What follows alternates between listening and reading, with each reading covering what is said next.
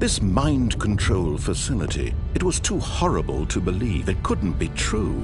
Had Stanley really been under someone's control all this time?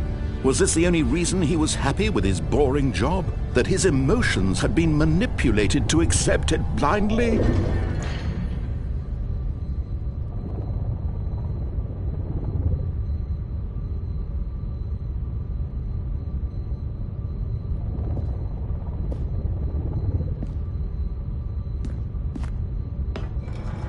No, he refused to believe it. He couldn't accept it. His own life in someone else's control? Never! It was unthinkable, wasn't it? Was it even possible? Had he truly spent his entire life utterly blind to the world?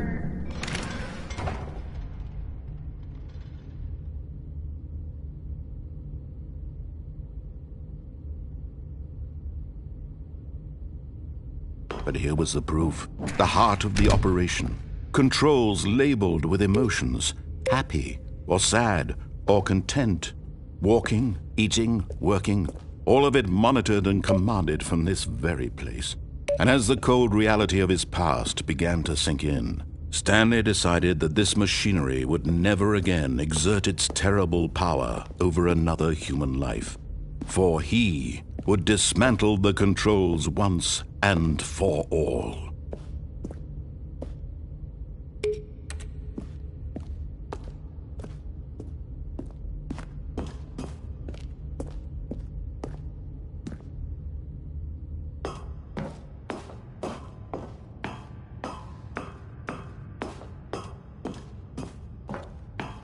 And when at last he found the source of the room's power, he knew it was his duty, his obligation, to put an end to this horrible...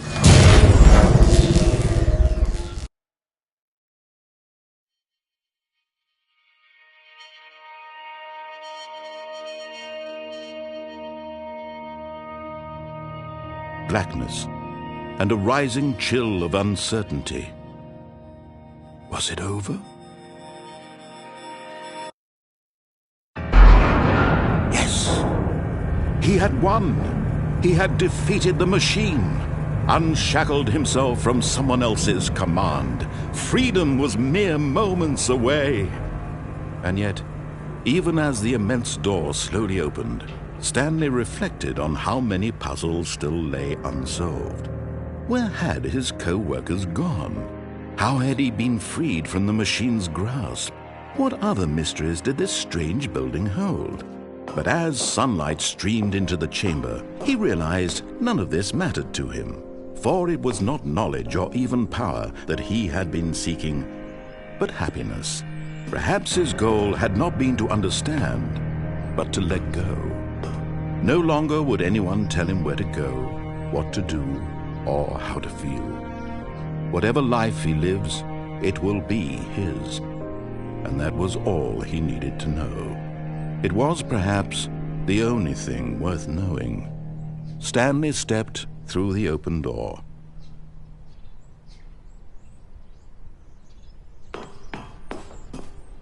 Stanley felt the cool breeze upon his skin, the feeling of liberation, the immense possibility of the new path before him. This was exactly the way, right now, that things were meant to happen. And Stanley was happy.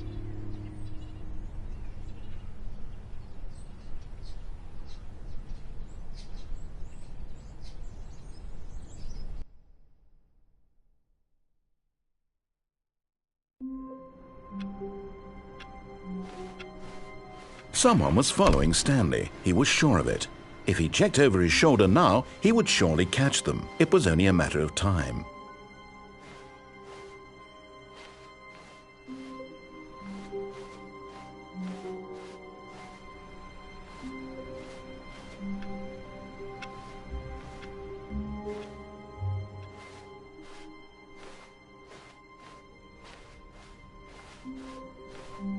When Stanley came to a set of 2 open doors, he entered the door on his left. This was not the correct way to the meeting room, and Stanley knew it perfectly well. Perhaps he wanted to stop by the employee lounge first, just to admire it. Stanley felt lightheaded, butterflies in his stomach, giddy in a way he had never known before. Was it this room? A connection between the two? Could a man love a room? I mean, truly, truly, deeply, madly love. But eager to get back to business, Stanley took the first open door on his left. Stanley was so bad at following directions, it's incredible he wasn't fired years ago. Look, Stanley, I think perhaps we've gotten off on the wrong foot here. I'm not your enemy, really, I'm not. I realize that investing your trust in someone else can be difficult, but the fact is that the story has been about nothing but you all this time. There's someone you've been neglecting, Stanley. Someone you've forgotten about. Please, stop trying to make every decision by yourself. Now, I'm not asking for me, I'm asking for, this is it, Stanley, your chance to redeem yourself, to put your work aside, to let her back into your life. She's been waiting.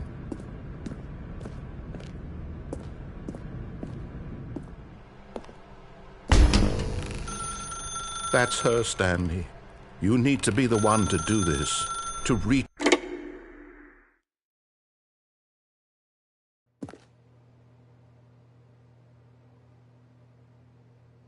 Oh, Stanley, is that you?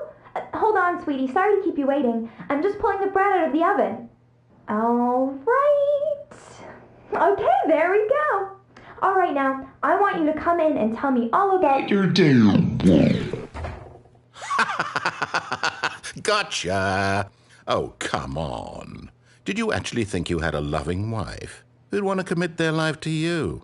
I'm trying to make a point here, Stanley. I'm trying to get you to see something. Come inside.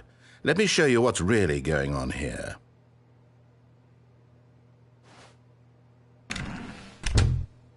This is a very sad story about the death of a man named Stanley.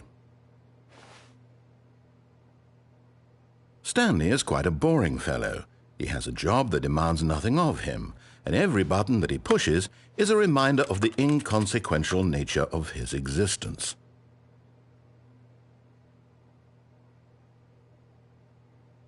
Look at him there, pushing buttons, doing exactly what he's told to do.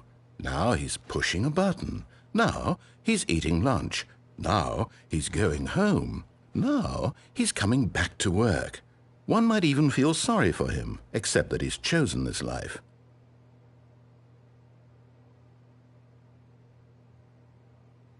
But in his mind, he can go on fantastic adventures. From behind his desk, Stanley dreamed of wild expeditions into the unknown, fantastic discoveries of new lands. It was wonderful, and each day that he returned to work was a reminder that none of it would ever happen to him.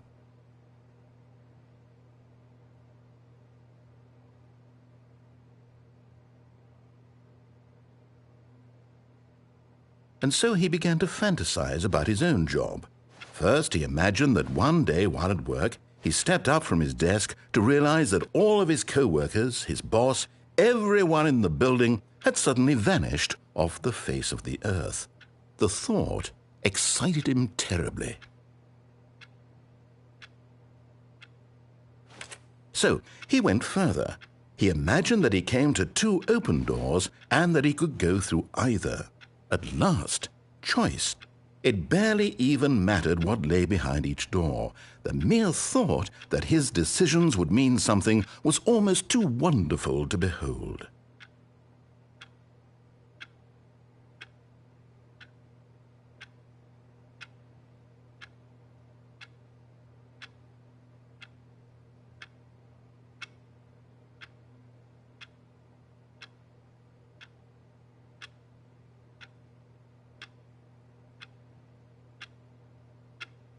As he wandered through this fantasy world, he began to fill it with many possible paths and destinations. Down one path lay an enormous round room with monitors and mind controls. and down another was a yellow line that weaved in many directions, and down another was a game with a baby, and he called it the Stanley Parable.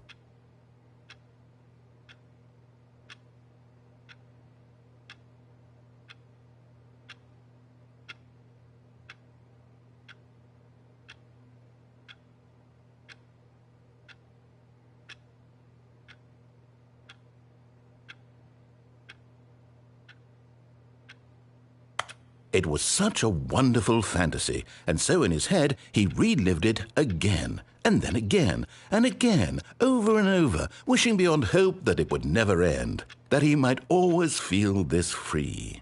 Surely there's an answer down some new path, mustn't there be? Perhaps if he played just one more time. But there is no answer. How could there possibly be? In reality, all he's doing is pushing the same buttons he always has. Nothing has changed. The longer he spends here, the more invested he gets, the more he forgets which life is the real one.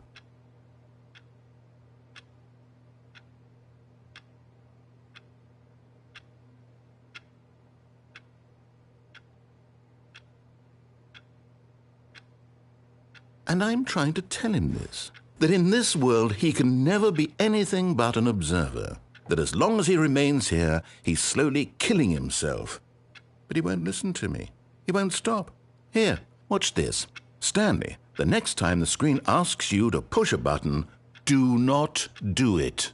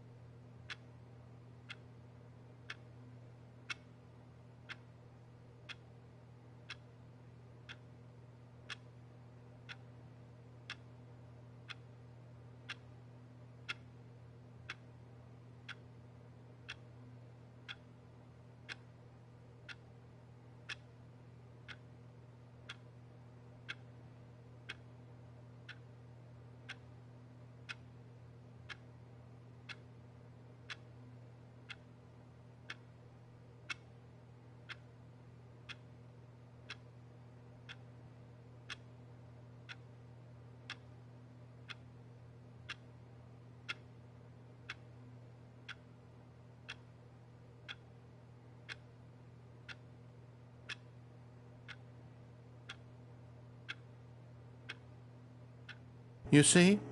Can he just not hear me? How can I tell him in a way that he'll understand that every second he remains here, he's electing to kill himself? How can I get him to see what I see? How can I make him look at himself? I suppose I can't, not in the way I want him to. But I don't make the rules. I simply play to my intended purpose, the same as Stanley. We're not so different, I suppose. I'll try once more to convey all this to him. I'm compelled to. I must. Perhaps, well, maybe this time he'll see. Maybe this time.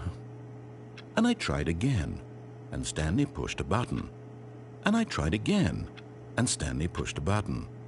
And I tried.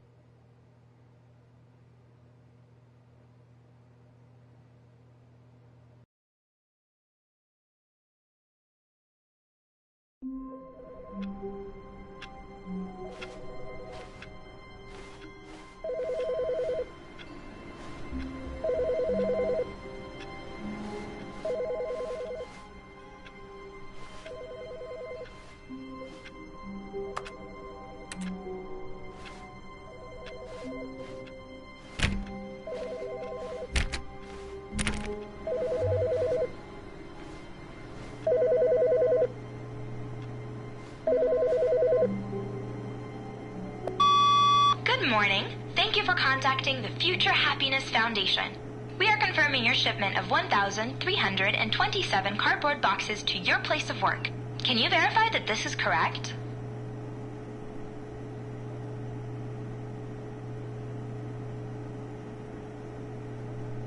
Understood. Your order will be canceled immediately. Thank you again for contacting the Future Happiness Foundation.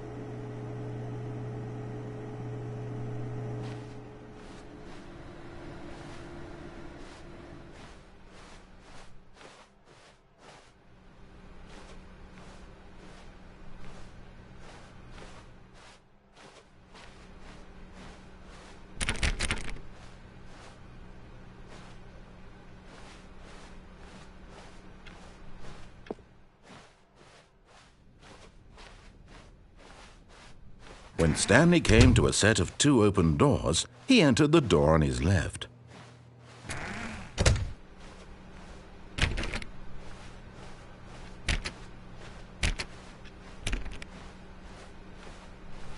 Yet there was not a single person here either.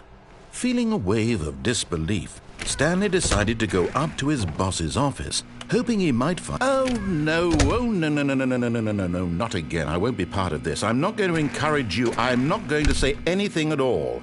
I'm just going to be patient and wait for you to finish whatever it is you enjoy doing so much in this room. Please take your time.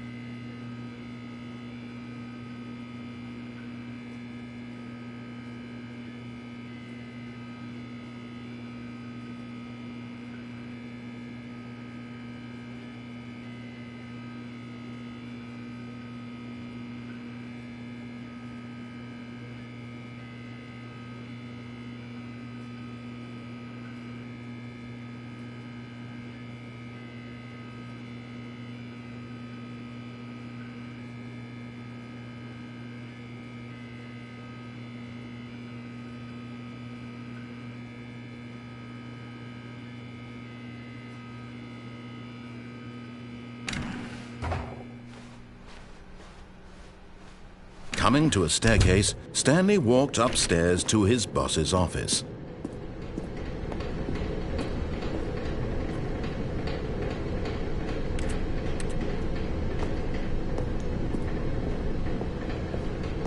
But Stanley just couldn't do it.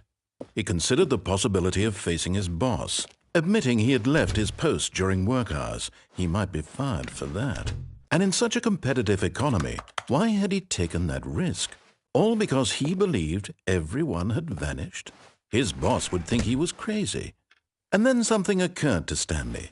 Maybe, he thought to himself, maybe I am crazy. all of my co-workers blinking mysteriously out of existence in a single moment for no reason at all? None of it made any logical sense. And as Stanley pondered this, he began to make other strange observations. For example, why couldn't he see his feet when he looked down? Why did doors close automatically behind him wherever he went? And for that matter, these rooms were starting to look pretty familiar. Were they simply repeating? No, Stanley said to himself, this is all too strange. This can't be real. And at last, he came to the conclusion that had been on the tip of his tongue. He just hadn't found the words for it. "I'm dreaming!" he yelled. "This is all a dream." Oh, what a relief Stanley felt to have finally found an answer, an explanation. His co-workers weren't actually gone. He wasn't going to lose his job. He wasn't crazy after all. And he thought to himself, I suppose I'll wake up soon. I'll have to go back to my boring real-life job pushing buttons. I may as well enjoy this while I'm still lucid. So he imagined himself flying and began to gently float above the ground. Then he imagined himself soaring through space on a magical starfield, and it too appeared. It was so much fun, and Stanley marveled that he had still not woken up. How was he remaining so lucid? And then perhaps the strangest question of them all entered Stanley's head. One he was amazed he hadn't asked himself sooner. Why is there a voice in my head dictating everything that I'm doing and thinking? Now the voice was describing itself being considered by Stanley, who found it particularly strange. I'm dreaming about a voice describing me, thinking about how it's describing my thoughts, he thought. And while he thought it all very odd and wondered if this voice spoke to all people in their dreams, the truth was that, of course, this was not a dream. How could it be? Was Stanley simply deceiving himself, believing that if he's asleep he doesn't have to take responsibility for himself? Stanley is as awake right now as he's ever been in his life. Now, hearing the voice speak these words was quite a shock to Stanley. After all, he knew for certain, beyond a doubt, that this was in fact a dream. Did the voice not see him float and make the magical stars just a moment ago? How else would the voice explain all that? This voice was a part of himself too. Surely, if he could just... He would prove it. He would prove that he was in control, that this was a dream. So he closed his eyes gently, and he invited himself to wake up.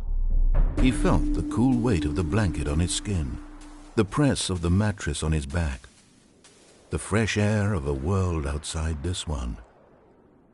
Let me wake up, he thought to himself. I'm through with this dream. I wish it to be over. Let me go back to my job. Let me continue pushing the buttons. Please, it's all I want. I want my apartment and my wife and my job. All I want is my life exactly the way it's always been. My life is normal. I am normal. Everything will be fine. I am okay.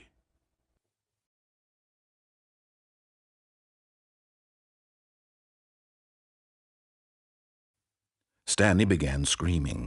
Please, someone, wake me up. My name is Stanley. I have a boss. I have an office. I am real. Please, just someone tell me I am real. I must be real. I must be. Can anyone hear my voice? Who am I? Who am I?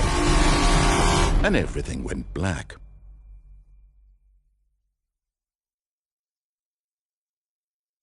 This is the story of a woman named Mariella. Mariella woke up on a day like any other. She arose, got dressed, gathered her belongings, and walked to her place of work. But on this particular day, her walk was interrupted by the body of a man who had stumbled through town talking and screaming to himself, and then collapsed dead on the sidewalk. And although she would soon turn to go call for an ambulance, for just a few brief moments she considered the strange man. He was obviously crazy. This much she knew. Everyone knows what crazy people look like. And in that moment, she thought to herself how lucky she was to be normal. I am sane. I am in control of my mind. I know what is real and what isn't. It was comforting to think this, And in a certain way, seeing this man made her feel better. But then she remembered the meeting she had scheduled for that day, the very important people whose impressions of her would affect her career, and by extension, the rest of her life. She had no time for this, so it was only a moment that she stood there, staring down at the body. And then she turned and ran.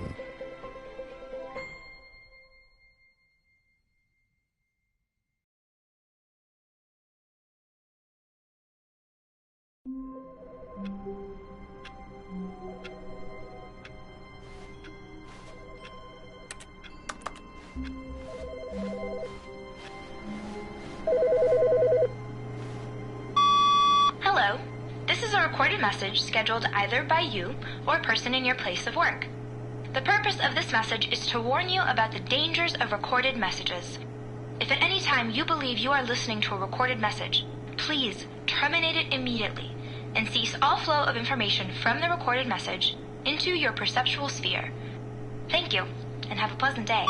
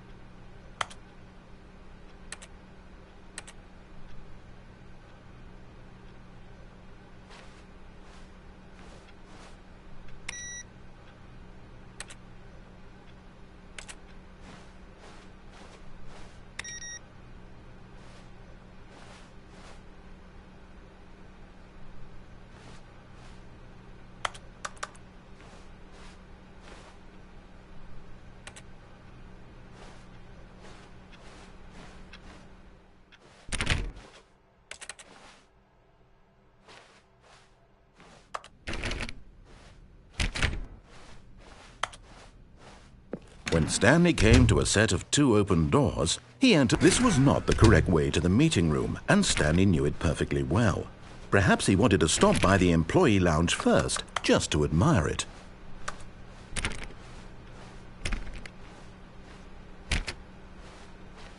The lounge was grand, majestic, perhaps too, but eager to get back to business, Stanley took the first open door on his left.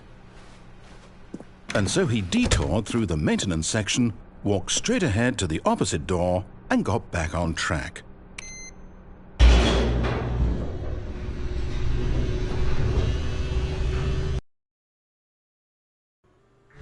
But Stanley didn't want to go back to the office. He wanted to wander about and get even further off track. So now in order to get back, he needed to go, from here it's, left.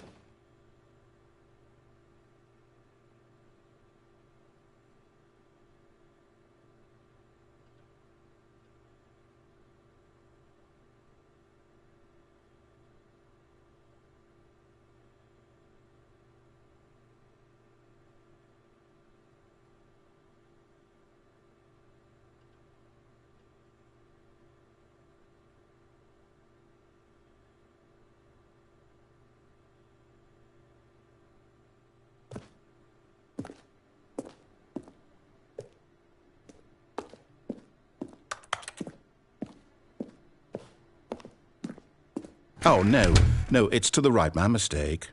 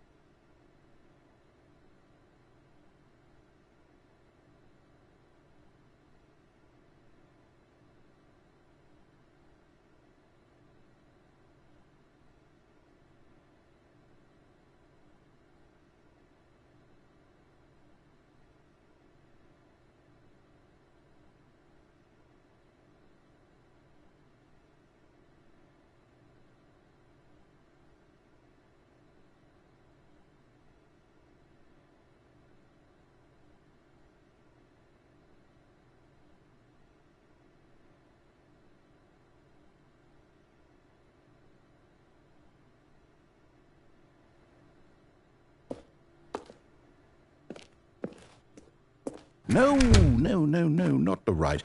Why would I have ever said it was to the right? What was I thinking? It's clearly... Oh, dear, would you hold on for a minute, please? Now, let's see. We went down right, left, down, left, right. Yep, okay, yes. I've got it now. This story is absolutely, definitely this way.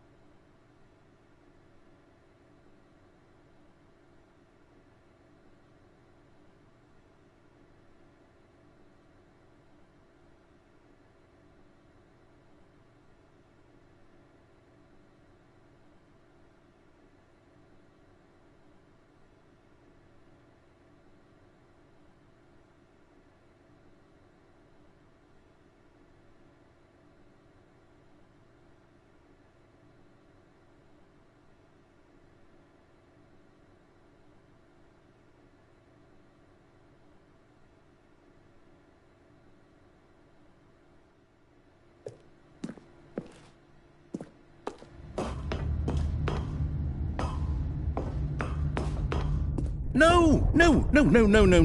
This isn't right at all. You're not supposed to be here yet. This is all a spoiler. Quick, Stanley, close your eyes. Okay. We just have to get back to, oh, who am I kidding? It's all rubbish now. The whole story completely unusable. How about, rather than waste my time trying to salvage this nonsense, we'll just restart the game from the beginning. And this time, suppose we don't wander so far off track, Okay, from the top.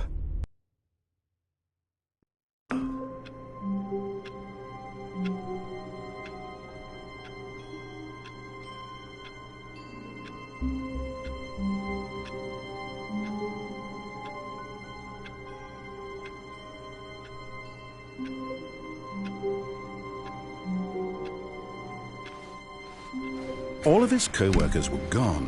What could it mean? Stanley decided to go to the meeting room. Perhaps he had simply missed a memo.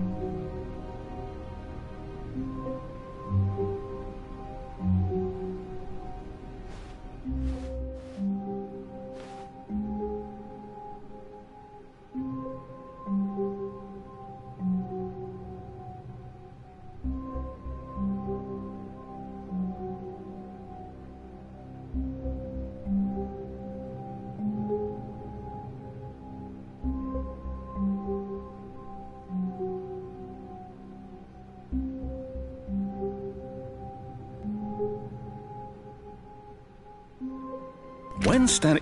Wait, what?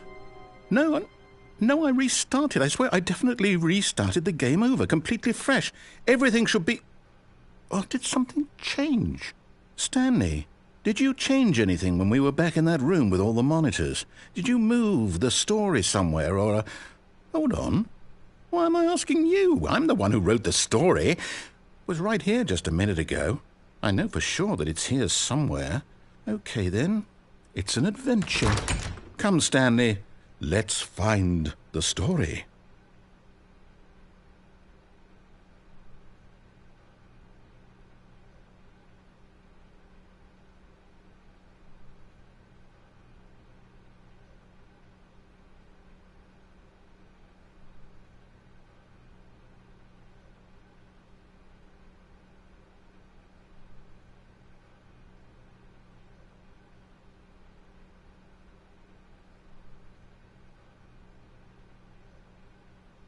I'll say it.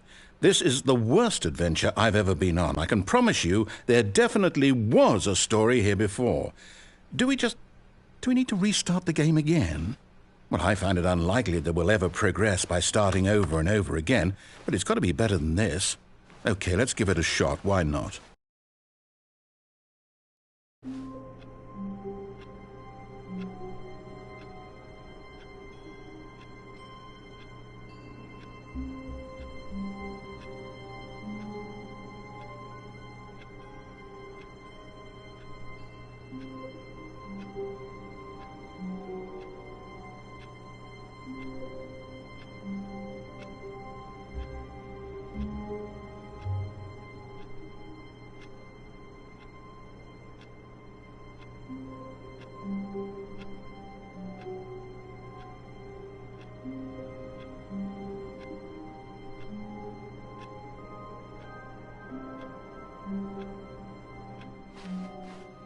All of his co-workers were gone.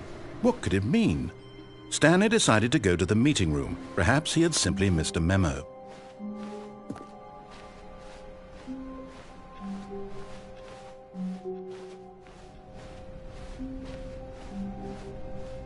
Okay, yep, it's worse. I might be remembering this wrong.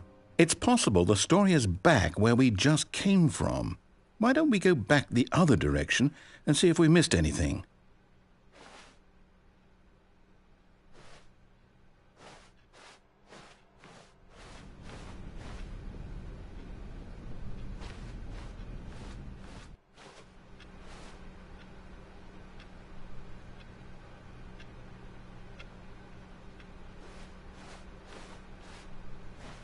Aha! I knew we'd miss something. The story. Here it comes.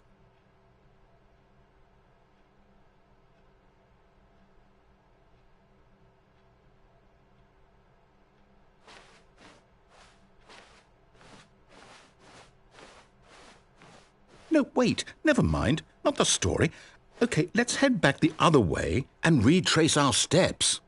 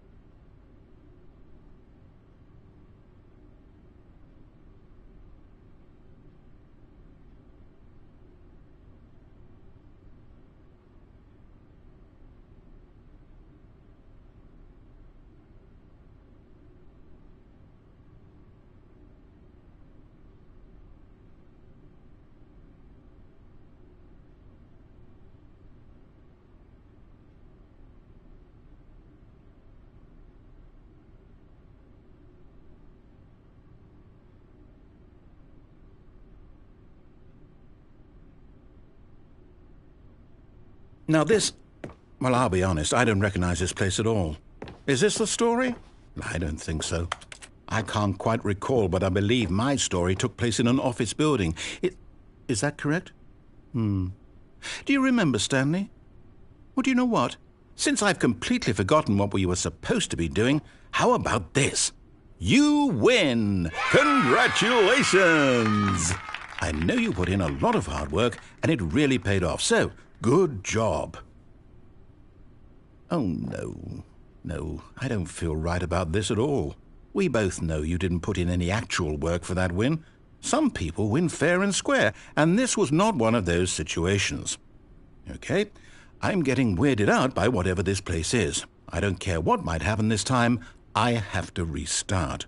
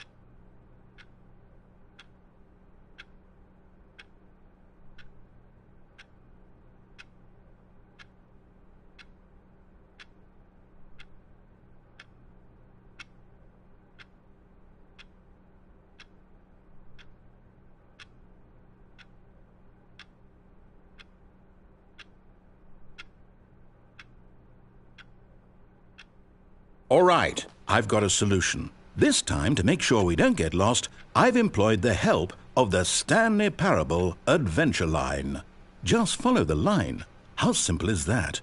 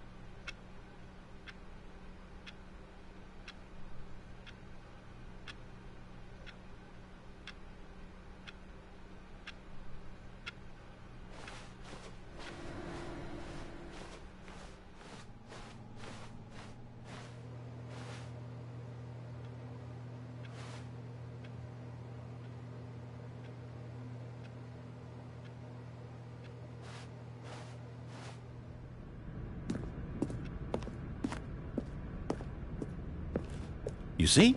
The line knows where the story is. It's over in this direction. Onward, Stanley, to destiny. Though, here's a thought. Wouldn't wherever we end up be our destination, even if there's no story there? Or to put it another way, is the story of no destination still a story? Simply by the act of moving forward, are we implying a journey such that a destination is inevitably conjured into being via the very manifestation of the nature of life itself? Okay, Stanley, I need to follow this train of thought for a minute. Just stick with me. Now, we can both agree that the nature of existence is in fact a byproduct of one's subjective experience of that existence, right? Okay, now if my experience of your existence rests inside of your subjective experience of this office, is this office in fact the skeleton of my own relative experiential mental subjective construct? Whoa. Hang on. That got a bit weird back there. Well, I'd like to apologize. Not sure where I was going with all that. You know what? I think what we need right now is a bit of music to lighten the mood.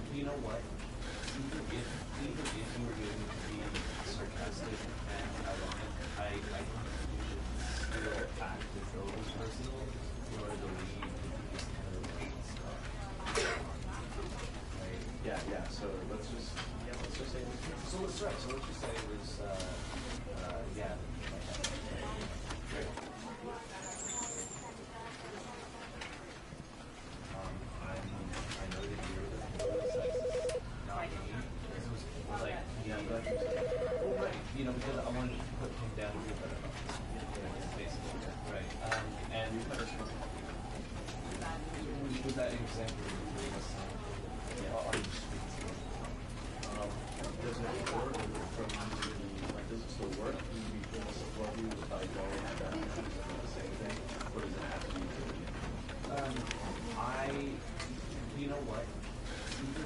Even if you were doing